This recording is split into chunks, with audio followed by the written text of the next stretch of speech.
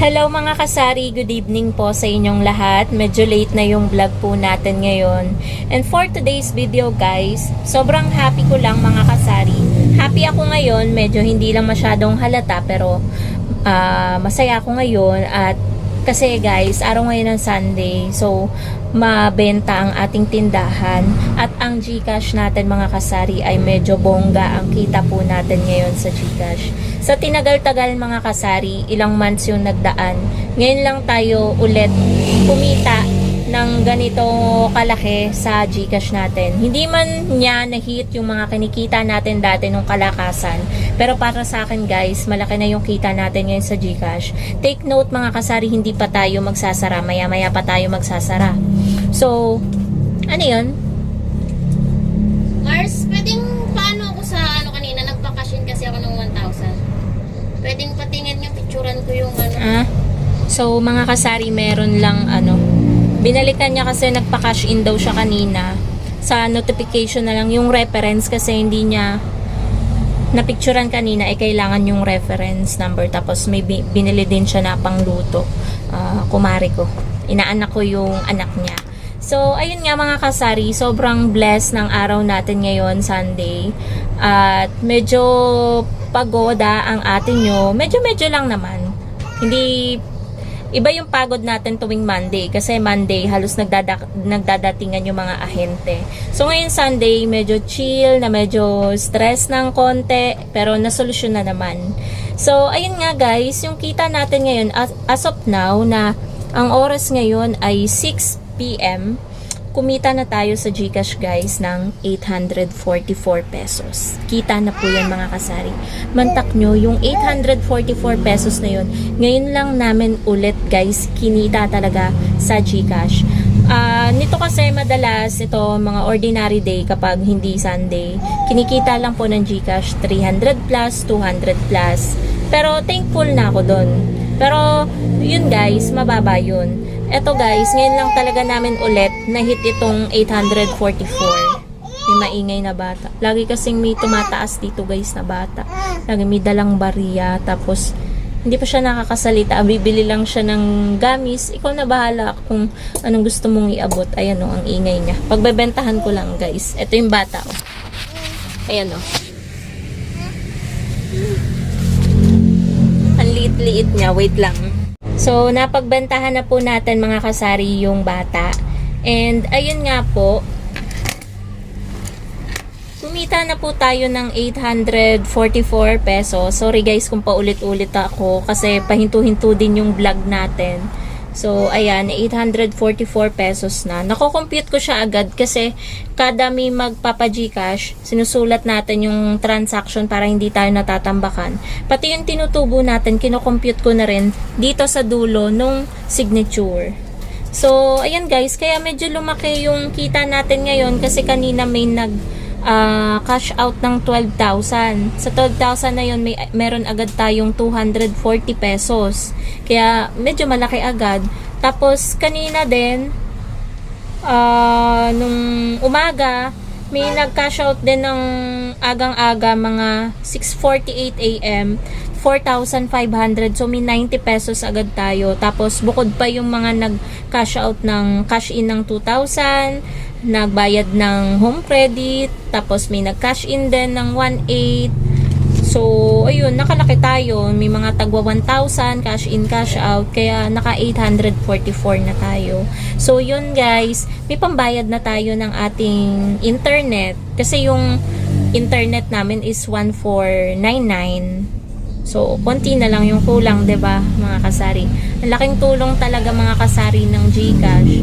So, internet kailangan natin yan sa ating pag-GCash. Kaya, kailangan talaga natin yung bayaran at due date na sa 25, 23 ngayon. So, meron pa tayong siguro one day kasi hindi naman sakto dapat tayo nagbabayad. Dapat medyo maaga tayo nagbabayad. Bukas tayo magbabayad ng ating internet kasi ubos na rin yung laman ng ating GCash. 54 pesos na lang yung natira kasi panay cash in mga kasari.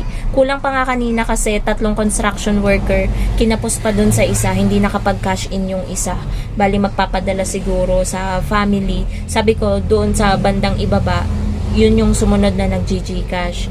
So, dun sila pupunta after nila dito kanina. So, ayun, super blessed ang araw na to mga kasari. Pumunta din kami sa Dali kanina. Quick lang. Naka 1,000 plus lang kami. Bumili lang ako ng mga condiments, may mga kokomama, mga toyo at suka kasi ubos na ubos guys. So, ayun. Na-display na rin natin.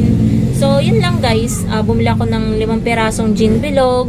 Pang ano lang natin guys kapag may bumili. Kasi nga bukas naman dating nung ano natin. Nung kumukuha ng order natin.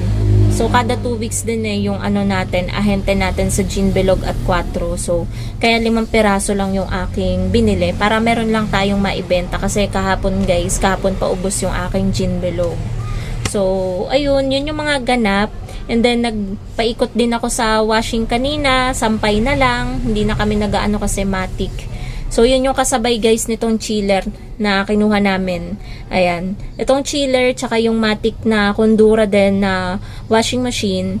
So, magkasabay sila. Ang hulog lang namin kulang-kulang 2,500. Kasi 0 interest, 0 down payment namin nakuha sa home credit. Dito sa may Abenson namin nakuha sa Manggahan, Walter Mart.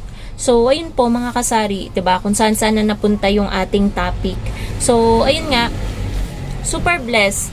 Kaya guys, inaano ko talaga yung sarili ko na huwag talagang magsara kapag araw ng linggo. Kasi hindi naman laging ano guys minsan na-expect natin linggo. Doon naman wala masyadong kita.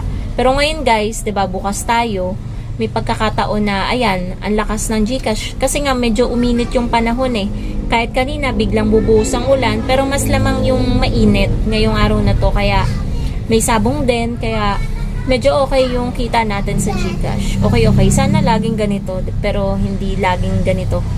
Alam natin yan as a tindera na hindi laging Pasko sa ating sari-sari store. So, nandito na naman guys yung bata. Andito na naman, di ba, kakabenta lang natin ng 4 na gamis. Andiyan na naman, nakabungad na naman yung bata. Parang ang tropa ko ngayon, mga bata na bumibili ng gamis. Kasi, bukod sa bumibili sila, minsan kinukwento-kwento ko rin yung mga bagets, ganyan. So, ayun. Yun guys.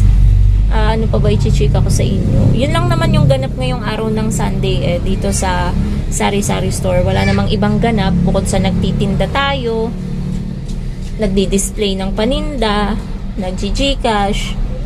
So, kanina lang guys, medyo nagkamali. May bumili kasi, nauna yung load niya.